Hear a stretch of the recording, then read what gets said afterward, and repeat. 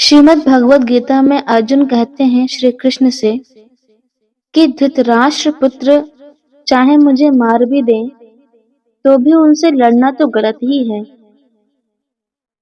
हमारी आम जीवन में भी ऐसे ही चलता रहता है कि हमें इमोशनली ब्लैकमेल किया जाता है। बहुत बार हमसे कहा जाता है कि अगर तुमने ये काम नहीं किया तो फिर हम मर जाएंगे। तो या कभी हमें पता होता है कि अपराध करने पर मौत की भी सजा हो सकती है, फिर भी खुद को मिटाने के लिए तैयार हो जाते हैं शारीरिक रूप से। कई बार अपने आत्मसम्मान के लिए अपनी जान गंवा देते हैं। लेकिन पशुओं में ऐसा नहीं होता। पशु कभी ऐसा नहीं करते। दो पशुओं में अगर लड़ाई हो रही हो तो आम तौर पर जो पशु उसमें से हार रहा होगा वो अपनी जान बचाने के लिए दुम दबाकर वहां से भाग जाता है। पशु ऐसा कभी नहीं करेंगे कि सम्मान की खातिर आखिरी सांस तक लड़ते रहेंगे।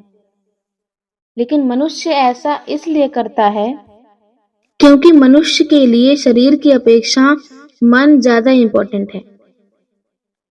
पशु का तादाद में शरीर से है, तो पशु शरीर की रक्षा के लिए कुछ भी कर सकता है। मनुष्य शरीर से ज्यादा मन है। मनुष्य मन रक्षा के लिए कुछ भी कर सकता है।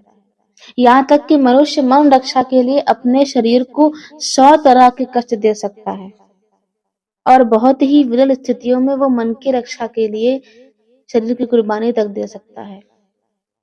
इसीलिए हम देखते हैं कि कभी भी पशु आत्महत्या नहीं करते हैं। हालांकि ये अच्छी बात है कि मनुष्य मन को शरीर से ऊपर का स्थान देता है, लेकिन ये बात दो रूप से ले सकती है। एक तो ये कि मन को उठाने के लिए आपने शरीर की बलि दे दी, जैसे कि ऋषियों ने किया। बहुत सारे योद्धाओं ने ऐसे किया कि बड़े बड़े लक्ष्य को पाने के लिए, किसी का कल्याण करने के लिए, किसी की कोई समाज का कल्याण करने के लिए अपने शरीर को कुर्बान कर दिया। और इसका उल्टा भी हो सकता है कि मन को नीचे गिराने के लिए आप बर्बाद कर लेते हैं शरीर अपना, जैसे कि एक शराबी करता है। वो अपना मन रखने के लिए अपना शरीर बर्बाद करता है शराब पीकर, और कोई अपना मन रखने के लिए शरीर बर्बाद करता है समाज को ऊंचा उठाकर, कोई अच्छा काम करके। तो ये मन जो है वो दोनों चीजें मांग सकता है। मन ये भी मांग सकता है कि मुझे कुछ ऊंचा ध्येय पाना है, और उसके लिए यदि शरीर की आहुति भी देनी पड़े तो वो भी स्वीकार है। तो शरीर की आहुति दे दी गई, क्यों? क्योंकि मन की इच्छा ऊंची थी। और इसका उल्टा भी हो सकता है कि इस शरीर की आहुति दे दी गई, क्यों? क्योंकि मन की इच्छा नीची थी। लेकिन दोनों ही परिस्थितियों में एक ही बात साझी है कि मनुष्यों में मन शरीर से ऊपर आता है, पशुओं में नहीं आता।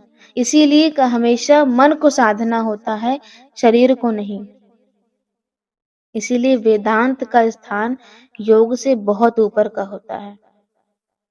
इसीलिए यदि आप रमण महर्षि से जाकर पूछें कि आसन आदि लगाने से क्या लाभ होगा, तो वो हंसकर बोलते थे कि तुम कब तक शरीर नामक पशु को पूरी तरह साध पाओगे।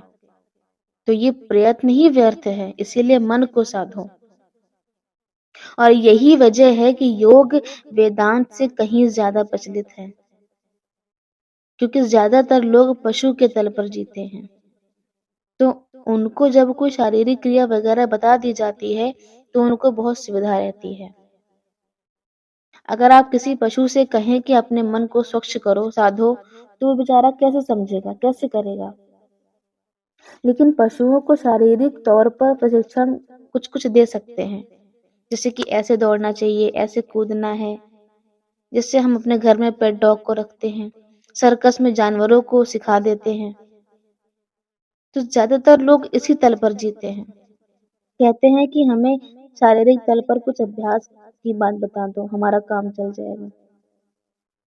लेकिन वेदांत में शारीरिक अभ्यास जैसा कुछ नहीं है।